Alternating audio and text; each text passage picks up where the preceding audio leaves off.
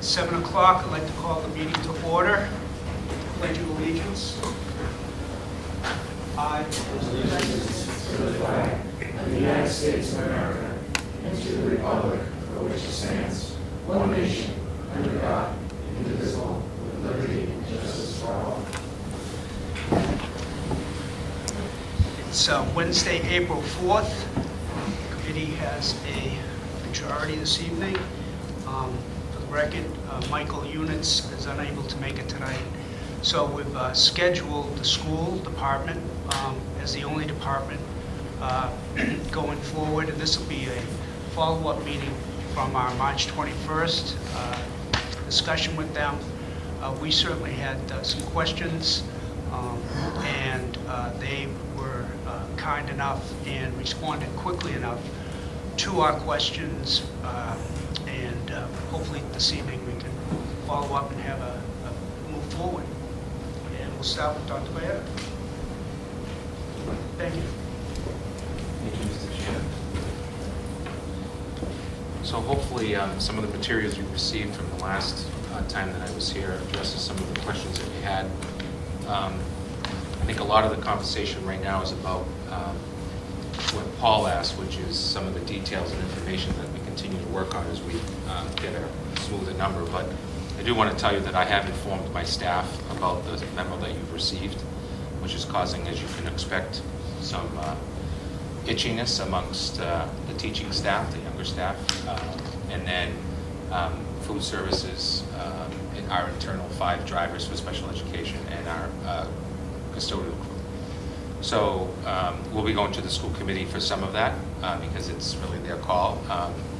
But the privatization of any or a combination of those causes 2 fiscal issues to the positive. One is the potential elimination of all healthcare costs to the town because those employees would no longer be employees.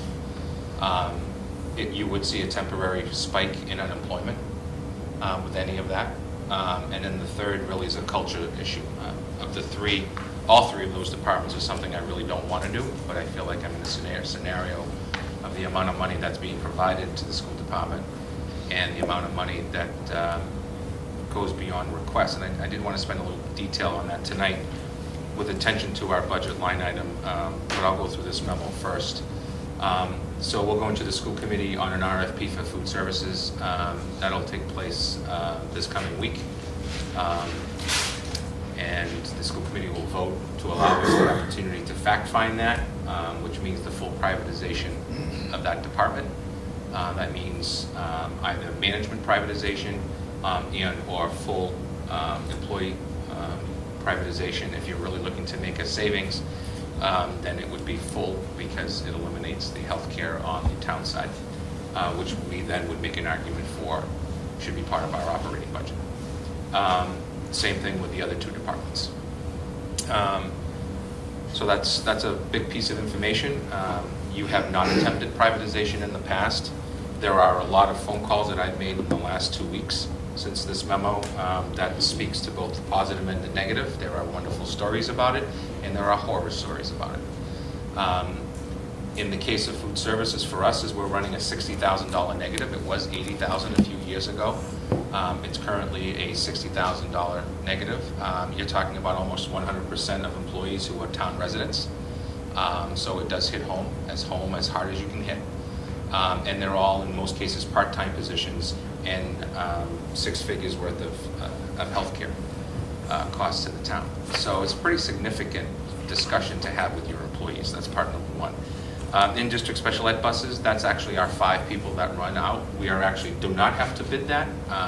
Under special ed regulations, we don't have to bid that process, but we are going to talk to a number of private companies in potentially providing that service going forward. And then the third one is I would say the one that's got significant cost savings, but also completely changes, in my opinion, the culture of the district. Our custodians, as you know, are very connected to not only their teachers, but the kids that are in the building. These are guys and gals that have been with us for years, regardless if they've been hired 2 years ago to replace a retiree or if they've been with us for 20 plus years. And what happens in those contracts, it really depends on who the private vendor is. that comes in. In that particular case, we would looking probably at nighttime custodians all being privatized at all 5 schools. So that's the other option that is to be considered. Again, a significant cost savings to the town on the healthcare side. But the stories are the stories. I have superintendents I've spoken to in the last couple of weeks who think it's a wonderful idea and they've had success with it. And I've had superintendents who have done it for 3 years and at the end of the contract said, I cannot believe that I even tried this. But it's about teaching the kids. That's another pretty significant issue to put on the table. When you look at some of the other items that are here, I provided you the accounts, the class sizes, the school choice actuals for the last few years, going back to when we started. And I think it's really important. I was just talking to members of the committee on the way in. I think it's really important to look back and say, where would we be without $1.1 million worth of school choice funds? So I want you to think about that for a second. I want you to think about the staffing, the curriculum, the technology. It would not be here because we haven't had those types of budgets. That's number one. Number two, there continues to be this flavor within the populace about last year's budget. And I really do think we need to clear it up, so I'd like to take a minute to do that. Our budget last year, which was a town-wide override budget, not a school budget, did not include layoffs on the school department because we had a budget that was presented via you folks to town meeting, to the school committee, that didn't require cuts. We had $1 million approval last year, just shy of that. It didn't require us to make any cuts, and we presented it as such. But there are still folks that are saying, well, where are the cuts? Read what's given to you by the finance committee, the third party that goes to town meeting. Just read it instead of continuing to put out lies within the community. I faced one of those questions at town meeting last year this fall. Where are your cuts? Just read what you're given, and maybe you'd understand that there weren't any cuts planned, that it was additional to bring us up to par that we asked for as part of the override, which was the same question on the town side, to provide more above and beyond those issues that haven't grown in the last X number of years. So I just want to clear that up.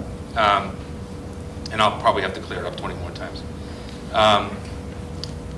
A couple of things that are on this list that are difficult to talk about, to be quite honest. Anything to do with raising fees on my families is, I mean, I guess you should be proud of this, right? Highest sports fee in Massachusetts, Norton Public Schools. Highest transportation fee, Norton Public Schools. You're number one in both categories, statewide. Okay, let's raise it again, I guess, so we can keep kids on buses. So one of the ideas there is to look at eliminating 7 to 12 busing. Good luck. Police chief and I have already talked about this. It's not a reasonable choice. Consider an early retirement incentive for all employees. It's exactly that. How do you do that? How do you save it? Link's been working on some different options to take a look at what that means. Last time it was tried was the teachers only a few years ago, and it wasn't there for folks. This time we're looking at any and all staff in all categories.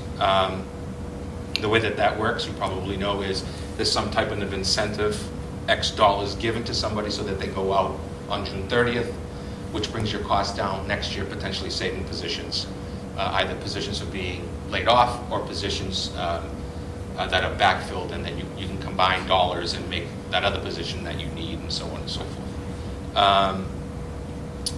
I'm not prepared to answer how many teachers, how many paraprofessionals, how many administrators, but what I am prepared to tell you is that if $1.4 million on the page that shows what we need in all contracts is the number, not including all of the other stuff, to keep what we have, and we're getting $760,000, I think it's pretty simple to realize that we're making around $700,000 worth of staffing cuts to our budget. So you average that around $48,000 for a younger teacher on the younger side, paraprofessionals $18,000, $19,000, and that's how you come up with your numbers. Doesn't mean it's all going to be at the elementary or the high school or middle school. We look at programming. I've never eliminated a program. That's always been something that I try not to do. So just eliminating the arts or the science department or something is not something that I will put on the table for the school committee to consider. I think it's interesting to note that in my 5 years here, the budget number for the school department has swayed. This year seems to be very fixed. So I want to concentrate that with number 11. My philosophy is that some are making sure that the school department puts its school choice numbers on the table. In other words, the $500,000 in pass-through, quote unquote, is, what are you going to do with that money? Well, clearly you have some information about what we've done with that money in terms of material, supplies, direct services to the classroom, as you can see by almost every line item there, except I believe approximately over the 4 years of it, I think there was a professional development line item of $20,000 or $30,000 of that for training. That's very concerning to me, because what that means is that the community is looking to have a department that is in fact now bringing in revenue instead of offsetting the costs to take the school to another level, i.e. one-to-one technology, i.e. new curriculum. It's basically saying, well, you have that money, so you better use it because we're going to use the money we do have on something else. And I think that's an unfortunate situation, and I would argue that that's not the reason for school choice. The school committee votes on school choice, having it every year. Parents are very interested in this community. They like the size of it. But if we're announcing a number of cuts, that school choice number is going to start to go the other way. It's going to dwindle, where parents are not going to think that we're as competitive. And certain communities, as you know, one local community, 2 of them last night, one for a new high school, one for a 2.5 override, passed. Those are where some of our students are coming from. So the fact of the matter is, I think you start to see some dwindling of those numbers as well. We are going to find a way to try to figure out doing a full service audit in the special education department. I think it's time for one. I put it on this list. It's an expense line item more than it's savings, but it's also to try to show you that we're trying to take a look at servicing students and how we service students, and are we doing it the right way, or is there other ways that we could save a couple of bucks here or there, while at the same time maintaining our programming, which I think is pretty relevant and important to us. And then lastly, to go with all of this is, should we eliminate part of our Title I? So let me talk about what Title I is. Our Title I program brings in funds for the purposes of supporting students who are, in our case, predominantly in reading, and then in 4th and 5th grade also some math, are below level. And the idea is that although they can be a child on an IEP, the idea is to go after any child who could really use that support. The cost of that program to us is about $50,000, about 50% operational, 50% of the grant. So what I'm suggesting here is we eliminate the portion of the operational budget and leave that for saving staff and only service students through the grant. Here's the prediction: special ed numbers are going to grow. Because now, instead of getting that opportunity to maybe provide services without a federal document of an IEP, we have the potential, we would just see more and more parents ask for IEP testing. That's what's going to happen, because that's typically what does happen if you're not providing these types of supports and services. I think I've hit the entire list before you. Pay-to-play athletics is not new. You've heard that one before. It's a no-brainer not to do it. It's really simple. If you want to get rid, I guess if you want to eliminate your high school long-term, it's a great idea, right? Because the families who can afford it will go to private school. They just will. We know that they will. So I think all that creates is an awful whammy for FY20. Because if your Chapter 70 is based upon enrollment, don't forget that your first override in 2007, not your first override, but operational override that created the fees, we lost 149 students that year. It was our biggest decline in enrollment in all of the years of enrollment hits. And it clearly articulates to where students went, because it wasn't necessarily just the jump to the vocational school and the agricultural school. You probably have also heard that, unbeknownst to probably most of you, and including myself and Mike, the Aggie, which is a great school system. I have no issues. I could never do what they do at the Aggie, and I'm happy to support children going there, but they're about to undergo a $100 million project for a new school, and you know that every time you build a new school, just like we did with our renovation, kids come. We saw it in our own renovation project at Norton High School. So I have some concerns about more students choosing the Aggie, number one. But number two, we also now are going to have, at some point, I don't think it's this year yet, but at some point, we're going to have a $70,000 bill that the local taxpayers never voted on, but I guess that's just because the game is different for everybody. But again, I'm not going to get in the way. I don't think that the way it was done was appropriate. I really don't. I think that the Finance Committee here, I think that the Board of Selectmen, I think that my office should be communicated with. The response I'm getting is, well, we posted it. Okay, so I guess that's the way we're going to do business. My retaliation for that is I may close the opportunity for the Aggie to visit Norton Middle School. And they can do it on their own time. We play hardball too. It is what it is. Unfortunate, but hardball with hardball sometimes works. I think John McCain said that once.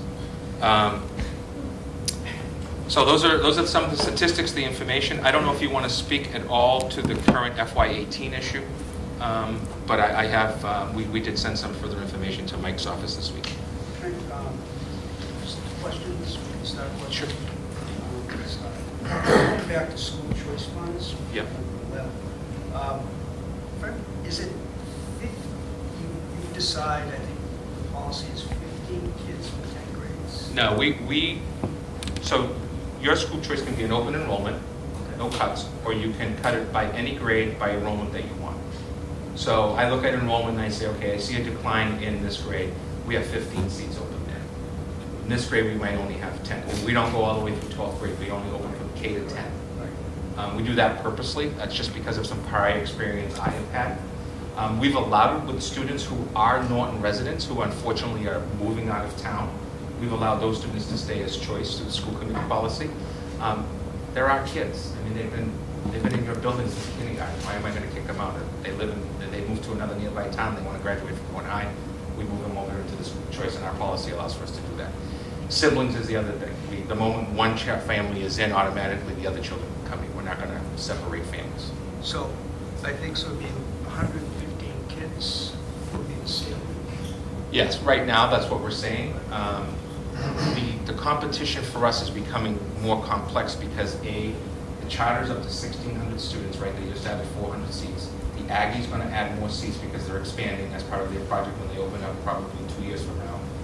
Southeastern is pretty much capped right now, but our numbers will fluctuate with them as well. I don't think it's going to go back up to the 120 numbers. It's right around that 89, 90, 95 number. But, and then the third part would be the continuation of local private schools, and some of the schools that I'm hearing is that some of the Catholic schools or parochial schools, private schools in the area are going to be dipping in not only into 7 to 12, but I'm hearing 6 to 12. You already have some marriages taking place in Taunton's parochial private schools because of enrollments are down, but they're creating, if you will, instead of a K-5 and a 6 to 8 or a 9-12, they're consolidating. So follow up to that. So if we have, I think is it 87 or 93 school choice? Right now, I believe we have 90 school choices. Right. We have our first big class graduating. I believe we have 10 graduating this year, 10 students that have been with us since 9th grade. So that's 25 would be the cap. Right. Right. And then I think we used school choice funds last year to start pre-K. That's correct. Yep, that's correct. 150 or so was used from school choice and that was after our budget had 175,000 in operational as part. We didn't have a full override for full day kindergarten. We had a partial payment of that, and the committee at that time made a decision afterwards, which we took some heat for, as you know, to utilize those funds at the end of in the new fiscal year to do choice to do full day K. So one of the options you said is using salary. Yeah. So How would you go pre-K that we? So right now preschool kindergarten right now is in our operational budget, fully in operational budget. It's part of our total budget that we've put forward. So we would keep that there. I'm not making a choice between cutting AP programs and science classes and kindergarten. Kindergarten is here. It's here to stay. What we would do is, like you would do with any line item, you take this money and you dump it into the operational to offset layoffs. I don't know if that answers your question. Well, The question on the privatizations, what the the companies that we would be dealing with, do their employees get health coverage? Sure, yeah, any company over 50, I think it's 50 employees, Instead yeah. of full-time employees. Yeah. Those companies. Yeah. There's an opportunity. What employees lose is significant. It's the public sector's healthcare, it's vacation time, and it's 100% of their retirement system. They're no longer retiring from the public system. It's a significant issue. It's a significant. Let me just say, I am not a well-liked person right now. I think my approval rating is with some other folks. I won't say who, just because of announcing that. But I think I can't do that with my teaching staff. I can't do that with my paras. I can't do that with my administrators. So you go after those departments where you can.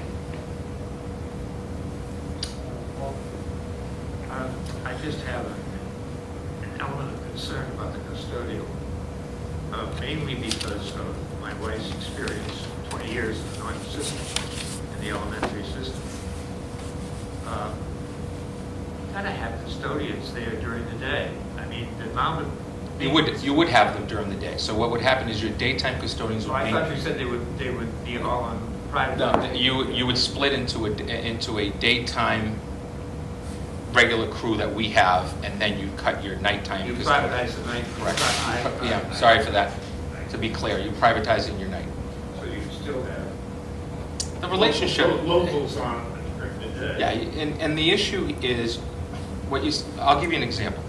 One group of people that are going to be significantly hit in privatization is going to be anybody who uses our building.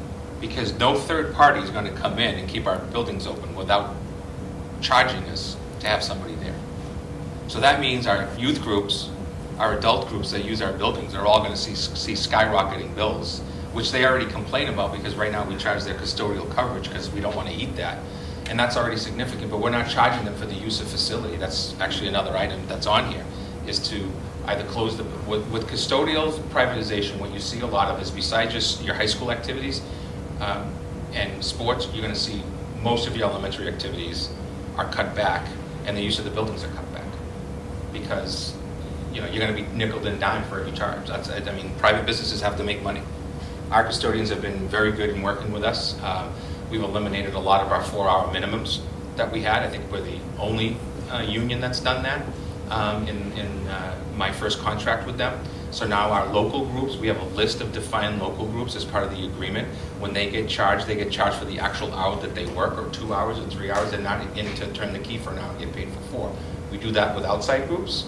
We do that with groups not on that list. But almost every single organization that's related to our community is in fact on that list. And the perspective was, okay, so basketball is using it for 3 hours, they automatically get charged 4. They're using it for 2 hours, they automatically get charged 4. Now they're actually the hours that they're working. So that's, as much as the charges are still significant, and I can understand why the organizations think they're significant, we also are not saying, well, it's $25 an hour for the library. We just might be charging just the custodian to be there on Saturday a time and a half to cover the library for safety's sake.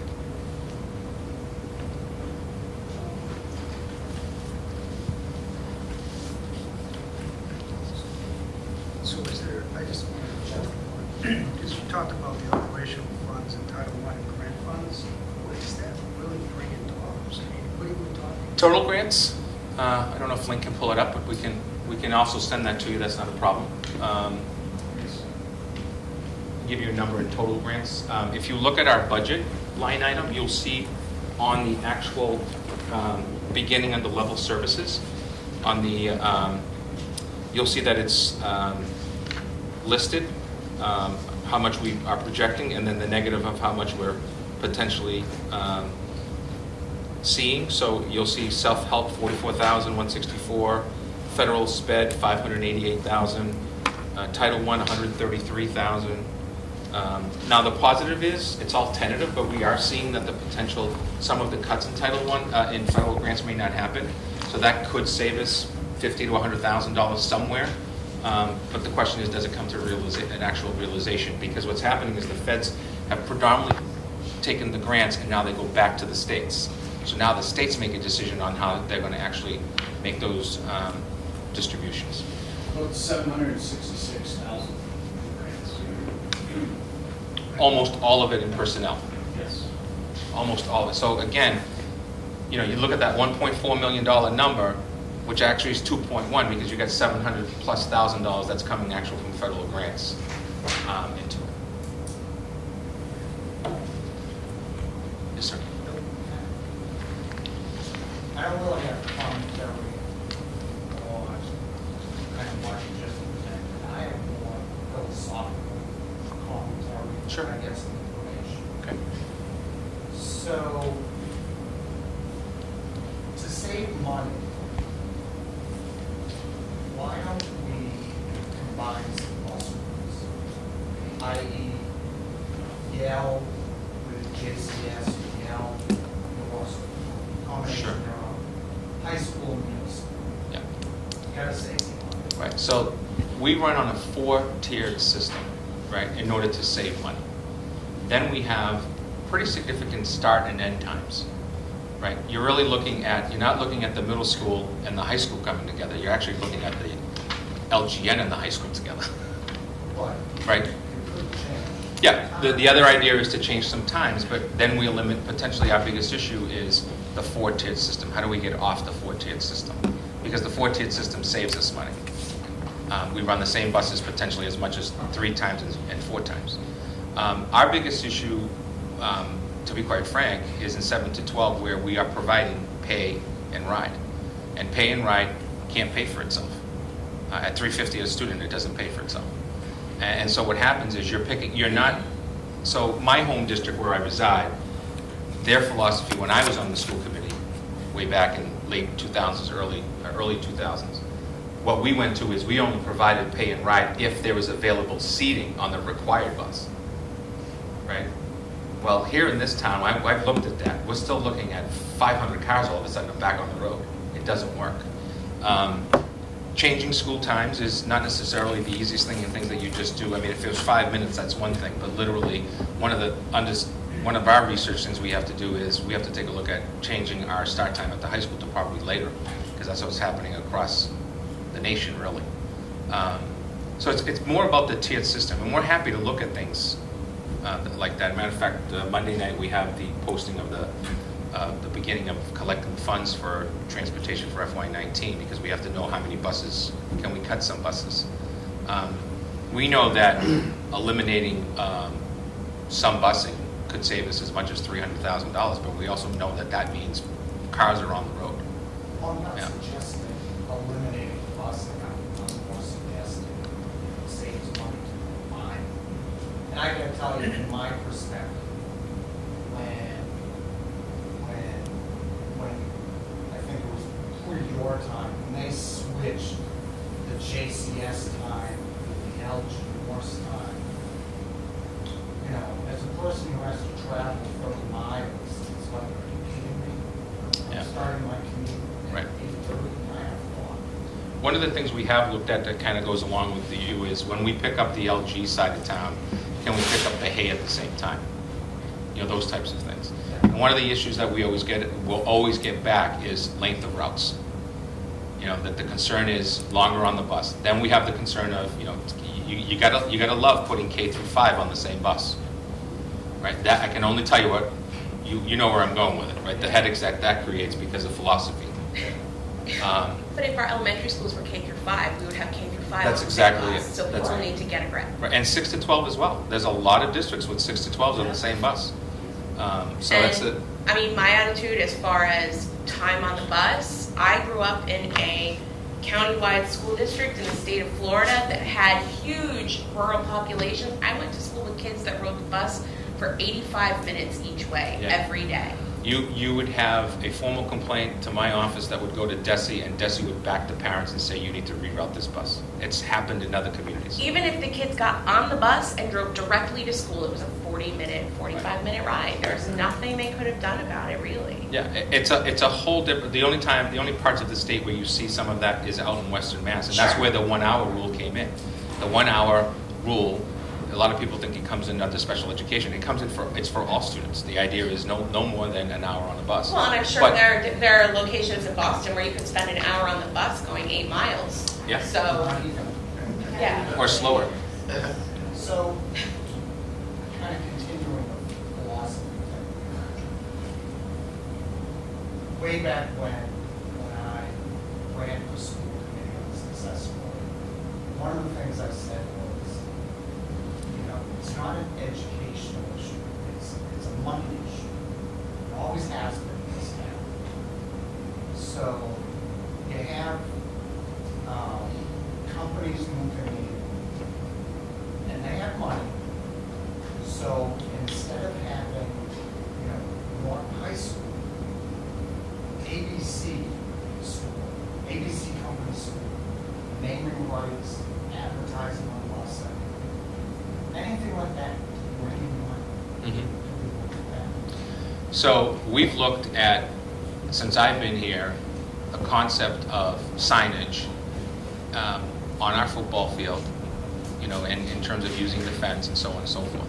That just hasn't, we will get a few people that say yes, but we don't get a lot of folks that really are like, okay, I'll give you $500, it'll cost me $150 to make the sign, so I make $350, and then next year you pay me $250 to, you know, to keep it up there. We just don't get a lot of love about it. I think I said it here at this meeting that, or I might have been the joint meeting with the Board of Selectmen, where I articulated that we've had 5 different companies in my time visit our schools, go to a special town meeting to get a TIF, talked about making connections to the schools, and my phone hasn't rung once. And so my question to the Board of Selectmen, maybe even to you folks, is let's put some pressure that we're going to do some follow-through. I know one company that is building still, it's still physically getting together. That company has reached out. We are currently planning for this spring an invitation to businesses in town to say, hey, we're here, we're looking for partners.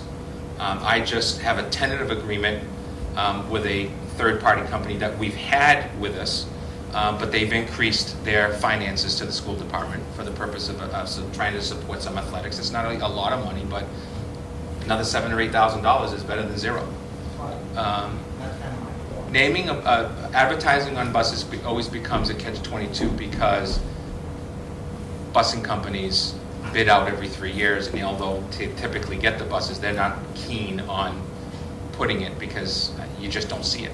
I mean, you can travel to almost any town in the Commonwealth and you just don't see a whole lot of buses because they're not your buses, they're rented. My issue with that is probably going to be costs to us would go up because of that signage being on there versus if it was our own buses.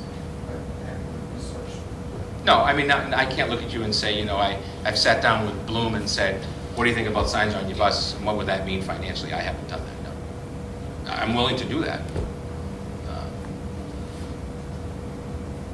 I don't think that the money that folks think it's going to bring in is going to do anything except for maybe give you some bake sale money. You know, you might see 20,000, maybe 30,000. I don't think. And again, you add 30 with 30 with 30, you get 90. So that's better than nothing. Better than nothing. Right. That's kind of my point. It's the question becomes, is it first time, one time money, or is it consistent money? For example, I've gotten some heat because I made an announcement. You know that we've had students from China, Mexico, Japan, Austria, Brazil in our buildings the last few years, and we charge, the student counts twice. It counts under Chapter 70 because they're housed in town, and it costs, and we get money through tuition from that student. We have a tuition line item with $35,000 in it, I think. We actually used that line item years ago to bring in another half-time teacher in the foreign language department because our class sizes were the biggest I had. I think it was my second year here. And then since then, offset it within the budget. So I announced to staff about taking a delegation to China because our biggest thing right now is that sister schools is the way to go. Developing a sister school relationship allows for us to choose the best students to come to Norton High School, almost like they're applying to go to college. Remember, if they attended public K-12 school coming from a foreign country, they can only be here for 1 year. Versus if they want to go to a private school, they can be there for the entire time. And our parents are paid, not through me, but through the third party, a small stipend for the purposes of having that child in their home. And, you know, it comes down to, you got to spend money to make money. Because, you know, if it costs $20,000 to take a group of people there, it's going to take me 2 kids to make up that money.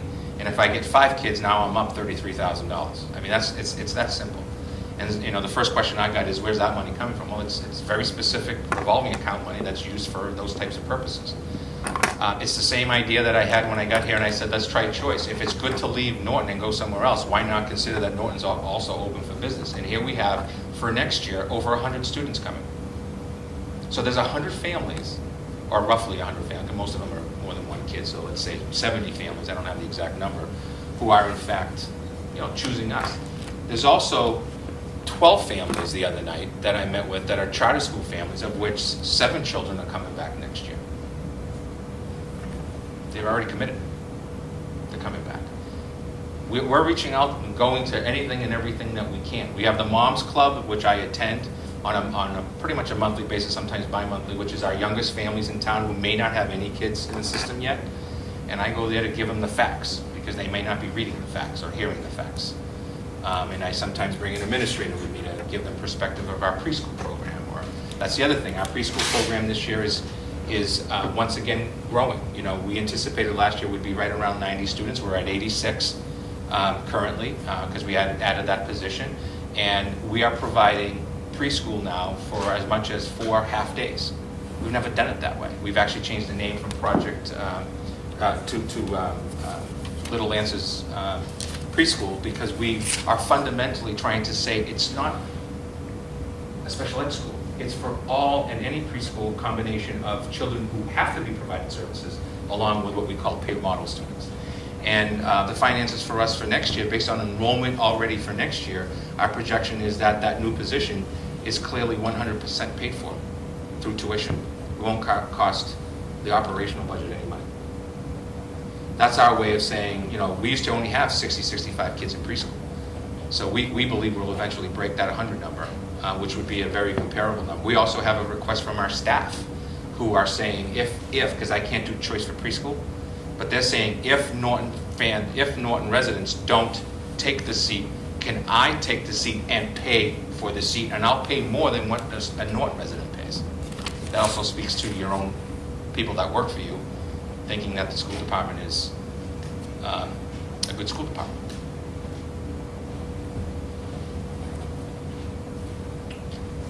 Can you go back, you mentioned almost every presentation of funding and the ability, the district is classified as an affiliate pay. Yeah. Now, is that assessed, how is that yearly assessed? Yeah. Okay. Chapter 70 is done on a yearly basis calculation. Traditionally, it starts with a couple of things. So the first one is you're looking at the number of students by grade level. Then you're looking at things like free and reduced lunch. And you're looking at things like diversity. Second language diversity specifically. And those are all calculated as part of our calculation differently. So an example that I gave is when we called about why did the charter school number go up $200,000, or more than 200, but I'll use that number because I don't have the exact number in front of me. Link and I made the phone call, and we actually got an email back that noted the assessment has changed because the diversity of the students from Norton going to the charter school has changed. In other words, they're getting more money for students, and the difference is actually about $400. I think it was $440 is what we calculated. So while I'm getting $20 per student from the state, the charter's getting $440 more from the Commonwealth via the town of Norton. Now, the impact is that those 113 students for next year right now could be affected by the 7 students that I said earlier, family are coming back. But don't forget, they just opened up 400 seats. So if 7 Norton students come back, that doesn't mean that 7 Norton students aren't replacing them, because it goes by the lottery system.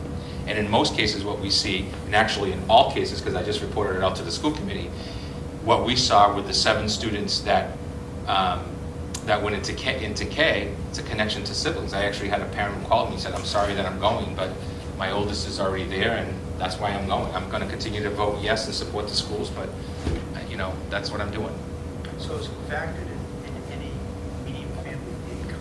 Yeah, so ability to pay goes by your tax rates, your income, in general terms. It's part of the formula. But you got to remember that the Chapter 70 formula issue has to deal with 2 parts. Number 1, enrollment is a huge issue, right? You have to see an enrollment of hundreds of kids to see an actual positive Chapter 70 number.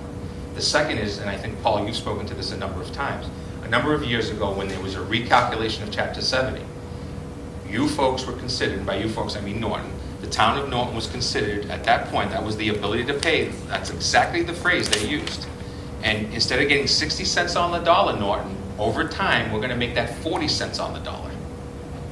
Right, so you've been doing this with that formula ever since. Now, they've been trying to hit you with a small number, 1.25%, 1%, and it goes on a ratio, but that's exactly what happens.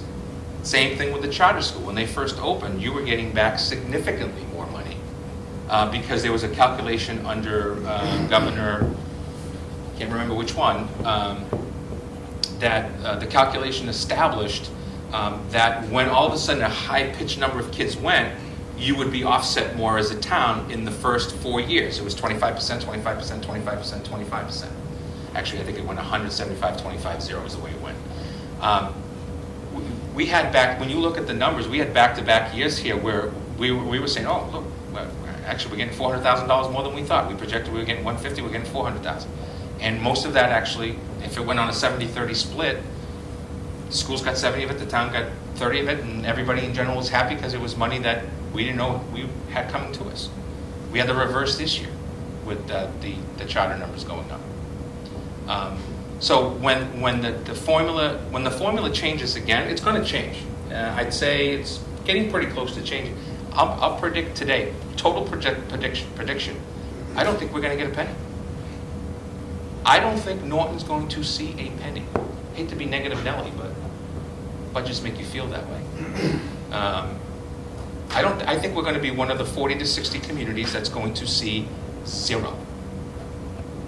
Zero. I think you're going to see some communities that you're like, why is that community getting another $750,000?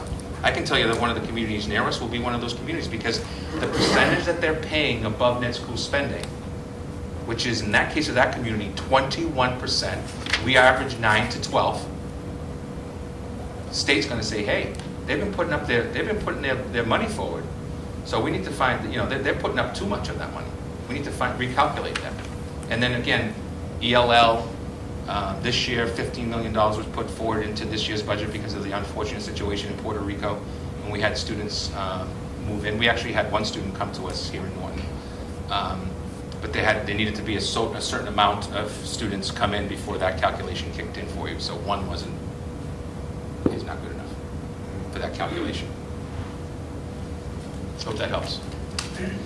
On these 11 options, there's going to be combinations, you think? Yeah. Right? Yeah. Typically what I do is, so if the number stays the way you have it, I've got a $2.1 million shortfall. So it is what it is. So my job is going to be to go down the line of things that I need to do to get to a number that then gives me the staffing. And part of that will then be anything and everything to do with privatization, fees, class sizes, cuts in programs, so on and so on. I'm hoping that there's some movement in the budget, but if there isn't, then I'll know, and on May 15th, I can start putting the final numbers together.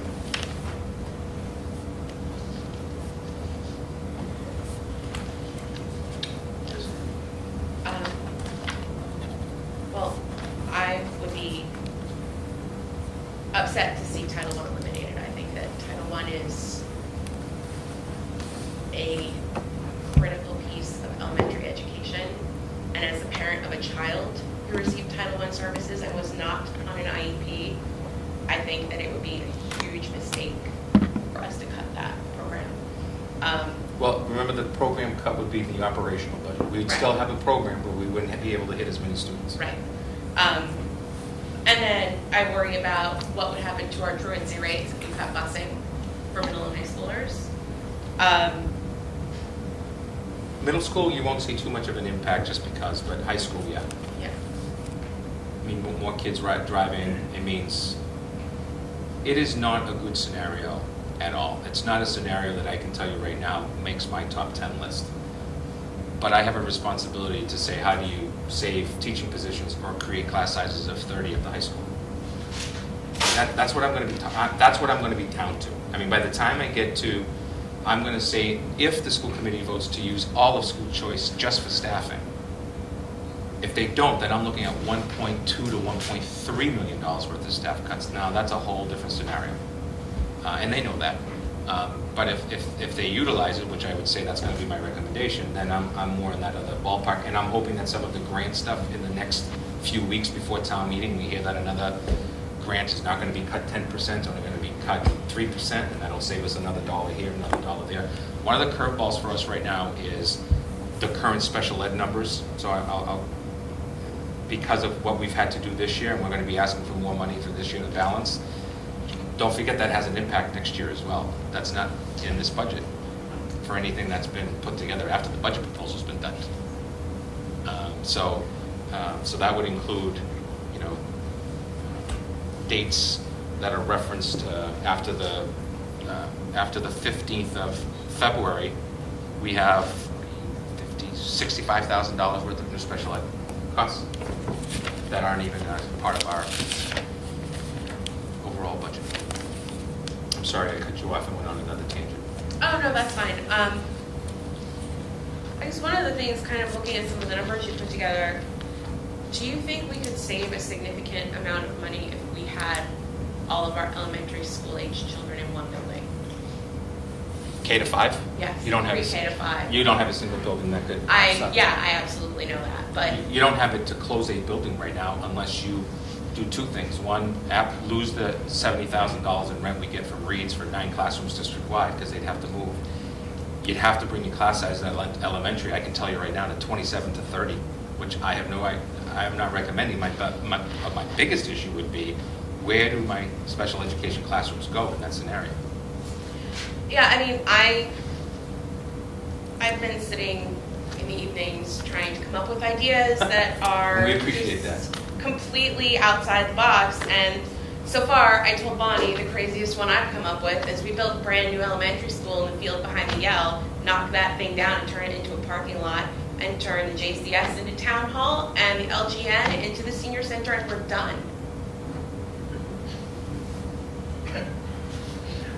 Everybody gets a new building. It's perfect, right? But I don't know how we pay for any of it. Yeah. And that's, I mean, So the does biggest it- problem is we don't know how we pay for anything. Right. So I'm not suggesting, Anyway. I do think that it's time to do some financial planning in terms of not only my department with the town, but the town with us. The discussion about closing the school is because folks just want to say, you move this and you put it over there and we're done. I mean, that's not the way it works, right? This is not, let's just move, if you can build a jail over here, just move the police department here. It's not the way it works for us. And I'm not suggesting that would be easy for them either, but there's complicated issues that arise and rules and regulations we have to play by. If I'm your superintendent and I'm sitting here and you're asking me to close an elementary school, I can guarantee you the Yale is not the one I'm closing. Right, and I would not advocate closing the schools we have now. Right. But I think that from looking at the numbers for the LG and the JCS, just the way the class sizes fall out grade by grade, you could potentially save a teacher at almost each grade level. I think second grade would be the one you couldn't if they were all in the same building and be at class sizes of roughly 22, 24. I don't have the space to go K to 5 without making those classrooms pretty significant. You got 24 to 26 at the Yale. Right. And you've got 25 and 26 at the LGN in at least one grade. So I don't know how we would do. My biggest issue with a building issue is that we don't have the space without having to figure out what grade is being left somewhere else. Right. And I don't know where that's somewhere else, because the other idea is, just pop the 5th grade into the middle school. The middle school philosophy up there, it's that building is not physically made to just move in 9 sections without eliminating 9 sections of something else. There isn't classroom space at the middle school that's empty. Every single classroom at the middle school is being used except for one by BICO in the back corner. Dennis? Yeah, it's my comment. So currently, our budget, 80% of our budget is salary. So I don't think there's as much of a capital savings as you think by closing school. It's like, we can do it, we can save some money. We can let off those custodians sort of the I mean, I think- running the craft services or the lunch services are. But the teachers still have to be employed. When you close a building, you don't lose those teachers. They have to move with those students. So the problem is that while I don't say that it can't be done, I don't think the savings is there where you're gonna say, let's close this building, let's close that, we'll move this to the town hall, that to the senior center, everybody will be happy and our budget will be fine. It's not gonna cover the deficit. It's just not enough savings. No, I don't necessarily think it would cover the deficit, but you're looking at a principal and assistant principal at the JCS, a principal at the LG, a principal and a dean at the Gallo. So if you make 500 buildings, you're not going to have them with one principal. Yeah. Well, So absolutely, your but savings- I think that if we looked at economies of scale, I mean, this is all, of course, spitballing because we don't have a building where we can put all these kids Right, right. anyway. But I think that, Yeah, the thing is you can't accommodate so many kids though. So you can't say, well, if, you know, I have this teacher over here teaching 25, and this teacher over here teaching 25. Well, what I can do is I can accommodate scales of one teacher teaching 35, and another teacher, it doesn't work, you know, unfortunately. So it's, I'm not shooting it down per se, but I'm saying that the economy of scales just simply isn't there. It just doesn't work that way. We can close the school. There would be some savings. At a 2.1 million gap, I know people think our administration is overpaid or they're quite underpaid, but honestly, they're not making $2.1 million. That's just, we can't make that happen. Karen? Yeah, if the schools are looking at a $2.1 million cut, what is the town looking at for cuts? Are they cutting anything? Well, can't speak, but I think it's a level services budget. It's 3%. It's just up 3%. It's level services. So that's what the recommendation as of today is. Now, obviously, hopefully, it's a fluid discussion, but it's 3%. Well, yeah, the figure we were given the other night is, in the present budget as it is now with all of the problems, schools are going up 2.8%, the town is going up 1.45%. That's true. Uh, Well, then there's a library. Well, no, that included the Yeah. library. that didn't The include the library library. was, okay. No, No, that it included the included the library. library. I have, Mr. Chairman, Yes. uh, Karen, do you want a As- follow-up question? Or might we just? No, I just was wondering, is the town hiring people or are they bringing in a new house? no. Oh, sorry. In all of this, what to me also gets lost is something you mentioned the other night, which to me seemed extremely important in terms of an educational goal. And that was that we don't have a computer science department. We don't have any real computer science people. And in this day and age, literacy involves having all of our students really able to work in ways that certainly people of my generation can't and will never be able to and don't care to. I'm right with you, But this is absolutely, absolutely critical. Maybe they can't write cursive anymore. They can't. Most of them don't want to. But they've got to come out not just doing the little things we all do with computers, but they've got to have a real basic work so that they can then be trained in whatever profession and jobs they have. We don't have that program yet, as I understand from what you're saying. That's correct. We do have computer The new instruction of right. sorts, but The computer science curricula, which is going to be K-12 from the state, is also very heavy in middle school and high school because of everything to do with STEAM, STEM, right? Science, Yeah. technology, engineering, arts, mathematics is STEAM. And so, cuts for us right now are looking at, so what cuts are you making? So I need English teachers, I need math teachers, I need social studies teachers, I need science teachers, I need wellness teachers. I'm going to have a music teacher, I'm going to have an art teacher, I'm going to have some type of STEM. But then you're going to scale back those. You're not going to scale back just English teachers and math teachers. That's not going to work for us. But I'm just concerned that in all of this, I'm not blaming you or anybody particularly, but I think we have to start thinking in terms of what we need for new curriculum because it's required to prepare our students for best possible survival. And if there's any one thing that you hear and read about over and over again is that students are still coming out without the computer skills that make them readily employable. We train. Places obviously will train you to do whatever you need. Right. all I'm saying is how we get to that, maybe it's the next year, but how we get to that has got to be a goal that is figured in as we think of all the financial problems that we have to deal with. That's telling you, do all this and not giving you any direction as to how you do it. That must have a 5-year plan. Yeah, so the goal will be, the goal will be, we'll be rewriting our strategic plan actually this spring for a new 3-year. I think what you're going to see is when you can absorb, this is exactly, I take heat from this from some, as you know, but if all of a sudden 5 people leave in July and August, which can happen, as you know, happens every year since I've been here, people then say, well, you created a new position. I created a new position potentially, but I didn't create it with new money. And so what I do is I say, okay, so he retires, she retires, he retires, they leave, they resign, whatever. After the budget season is over, we had a bunch of them, I think my second year here. This year, just to let you know, we did pick up 2 paraprofessionals that just announced their retirement in May, but that's not a whole lot of savings there. So we have 1 teacher, 2 paras right now that are formally announced to us. But what we'll do is exactly that. We'll take the savings from those folks and we'll create, that position using that same pot of money without growing the bottom number of the budget. And then I'll be accused about how come you brought in new positions, and I'll say, well, this is how I brought it in. 2 plus 2 is still 4, and if 2 left, and they left with more money, that potentially allows me to create. I've done it at the high school to alleviate class size by hiring part-time staff. Think about that, where I've hired them in the first year part-time and then the second year absorbed them into the budget. It's just a creative way to give at least 3 sections of something better class sizes, knowing that next year I'm hoping to add that. So that will be part of the plan that we utilize. I talked about the arts.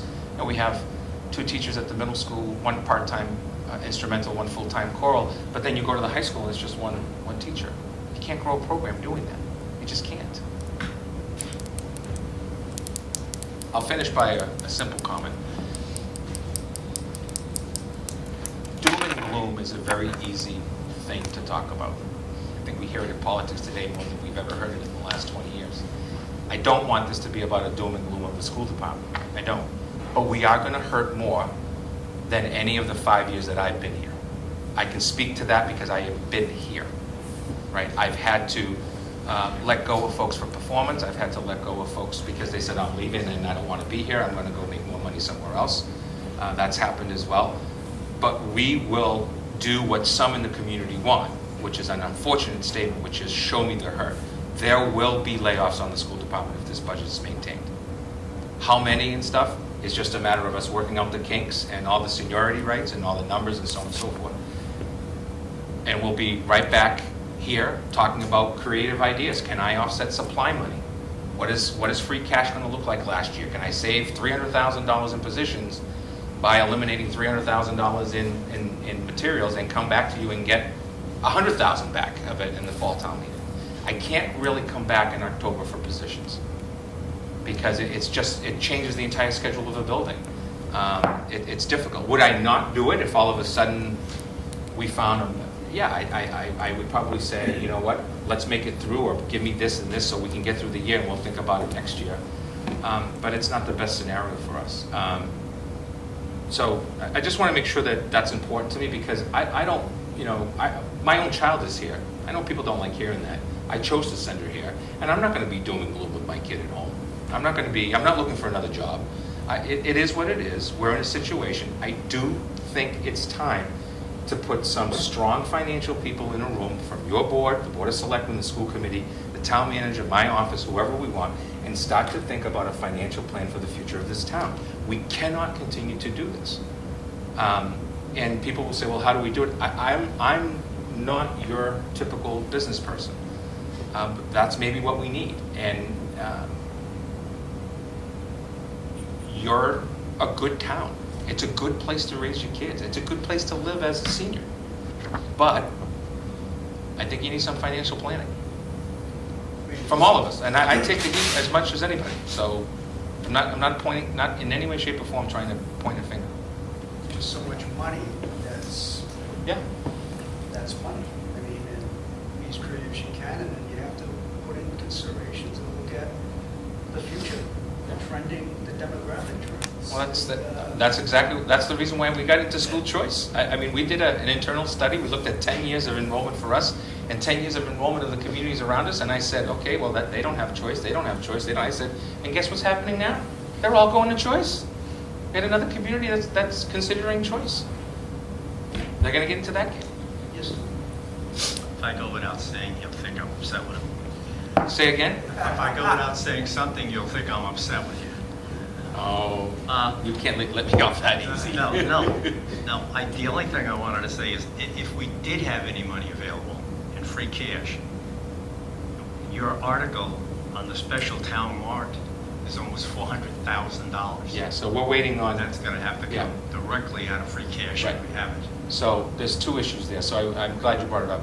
So the first issue is, the state legislature today and into tomorrow, should be by the end of the day today, is voting to potentially increase, I'm using the word potentially, increase the circuit breaker amount, which would provide us $149,000 of that $395, okay? So that's a huge positive.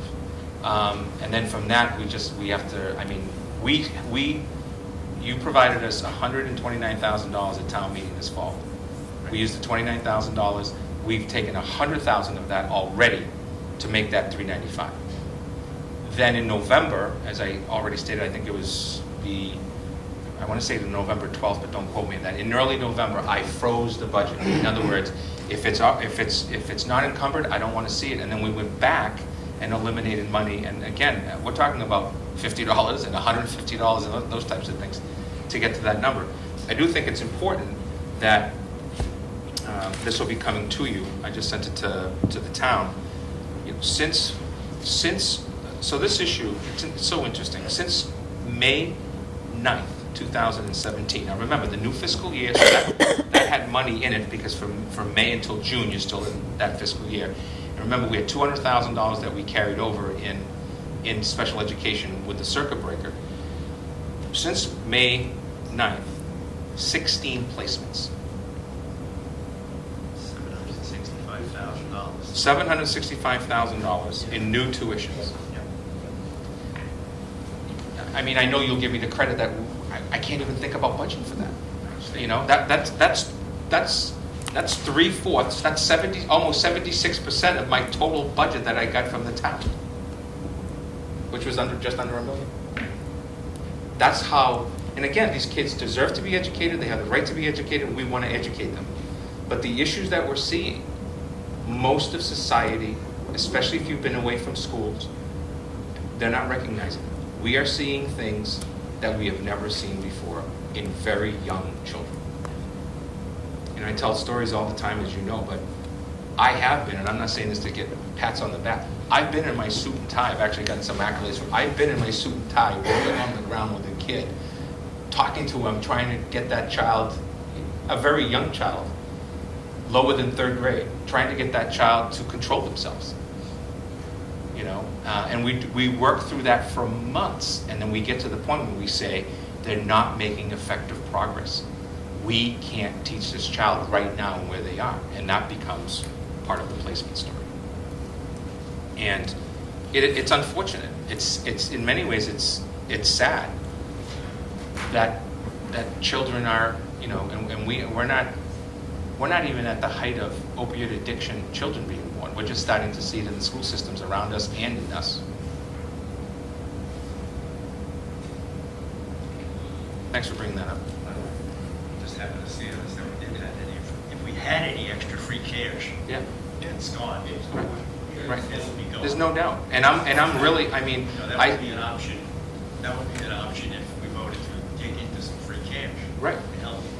But when I look at a $400,000, and this is something that has to be paid, I'm assuming it's already Yeah, encumbered. it's encumbered. It's I don't- not like you're just making it up. Exactly. I think hopefully If you you know, can we get know some this money free back. cash in September has been trending really high. And, Well, I want you to know that Discussion. Both Representative Howard and Representative Barrows received an email, and Senator Feeney, from me, CC to Bob Kimball, and thanks to Bob and Dan, our chair, Bob sent a second notice requesting the support for the circuit breaker, and we did get responses from both of those representatives that they are in fact voting in favor of that circuit breaker. And I gave him the detail of our numbers and how much that 149 really means to us if they could vote on that number instead of a lower number. Denise? So I want to float something. This is not particularly relevant for this year, but I think we need to start thinking about how we budget for the schools differently. I mean, certainly the town has things that, I don't know, debt payments, healthcare costs, et cetera, they have to pay, right? So we don't say, well, we're not going to pay that. We're going to cut that. I think we need to start thinking about special education as a town-wide mandate and take it out of the school budget. I don't mean take away from the school controls, how they educate, et cetera, but when we look at our budget, that's spent 33% of our budget is a mandate. We can't not pay. No other department, certainly the town in general, has that kind of crushing burden on it. I think we need to start in the future looking at this and saying, okay, the school budget is general education. The special education mandate budget is off the top of the town. We have no way to control that. We have no way to cover for it. If it's 6%, we know we're not going to get 6%. General education automatically gets cut. I don't think that's right. I think we're looking at this the wrong way. I think we need to start thinking about special education mandates as a town responsibility, not as a school responsibility. So just as two general comments. The first one is, it's one of the reasons why you saw the article on a special education line item going forward. That I can tell you right now, it's the talk of almost every community, because almost every single community this year is getting hit hard with these situations. And what it does is it creates a sense of trying to not take it from somewhere else, like free cash, in the middle of a year or end of a year, and creating a fund that can help with that, as controversial as it probably is. But I do know of one community where exactly that type of a story is going on, and that community has decided to take the idea that we know off the top that special education, ELL even, the special population, that's going to go up this percentage. And then what they do is they say and then they're breaking it down the other way. And it's almost like I hate to use the word, it's a fixed. We know that special ed is 5 to 7% every year. We know that general ed can probably come in at 1.5 to 2.5 every year. So what does that really mean for dollars and cents? It is you have to be able to do it that way.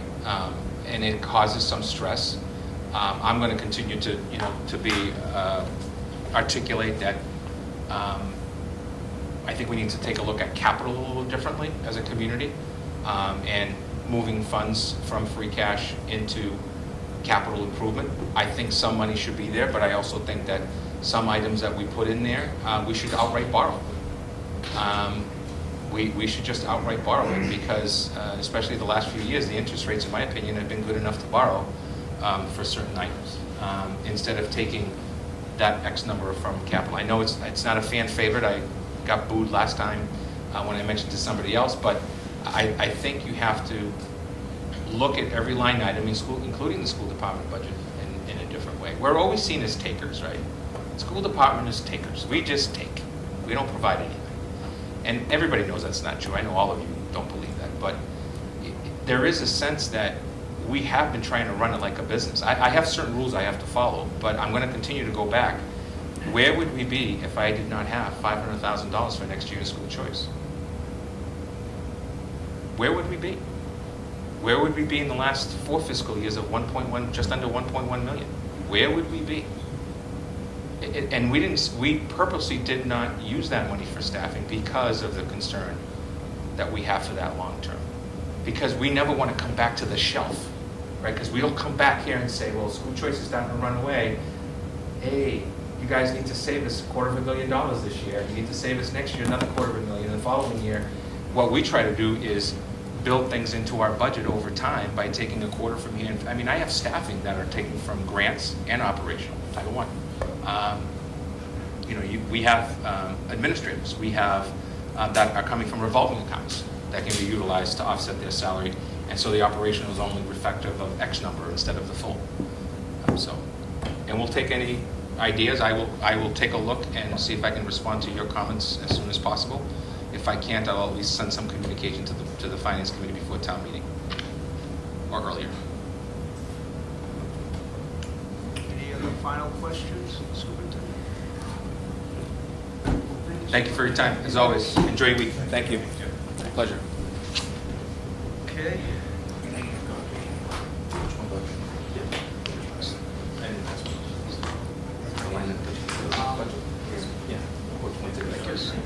Yeah, our next meeting is Monday, April 9th, at 7 o'clock here. The agenda will be posted. And then obviously the special town meeting on the 11th. That probably starts at 7. We'll probably should have our meeting at 6. Scheduled meeting, sure, 6. Yeah. And then I think what we'll do as well for the public hearing, we'll schedule that for the 18th this month. And that will give 2 weeks before. So the 18th is a Wednesday as well, so. It gives us 3 meetings. 11th, but that will give us, 3. that will give us only the 10th. Only one meeting after the special. We have the One. the following week. Yeah. So we might have to double up that week. Well, but we can, I mean, Well, yeah, we can, we. It's just gonna be, I was counting. week, I dropped dead date to be, Monday is Patriots. it's the Oh, 16th. yes, it is. So that would be we may be closed. Is there any reason why we can't have the hearing, just so that we have the budget in place on the 25th rather than on 18th, the 18th? Town meeting is till 14th. 14th of May, so it still gives us some time in there.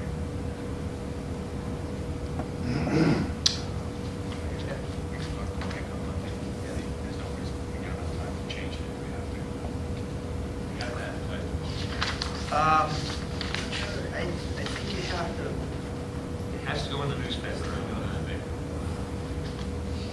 has to be I think it has to be posted publicly. posted, but not just posted, it has to be, you have to place an ad in the newspaper. Yeah.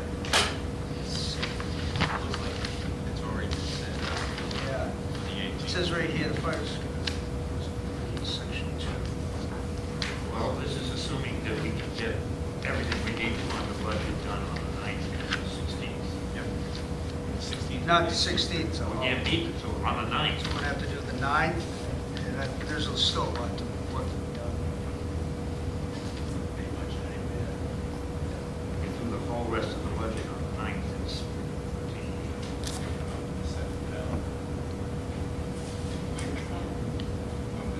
we won't be meeting on the 16th. Before the hearing. All right, let me see what Mike thinks as far as. Even if No, we, he even if we suggested- held the hearing on the 23rd, rather, it would give us, and one more day, which maybe we need, maybe we wouldn't. You change that most of So, Monday the 9th, the 11th is just a special town meeting. Then the following Monday is the 16th, which is a holiday. Patriots Day, then obviously the 18th we're meeting. And then the 25th. So we could meet the 23rd as well. Well, yeah, or we could have the hearing on the 23rd, which would give us the 18th as a work day. Yeah, yeah, okay. That would give us two work days after the special town meeting. Yep. Yep.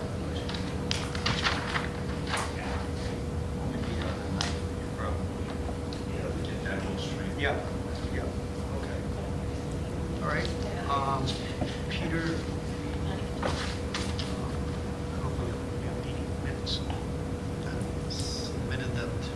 Huh? No, there's no minutes. Okay, that's fine. The draft has been- That's fine. The draft, okay. Draft has been sent All right. off to someone who can write them better than we know in your paycheck. But I did that free of charge. Okay, is there any other, Motion to adjourn. all those in favor?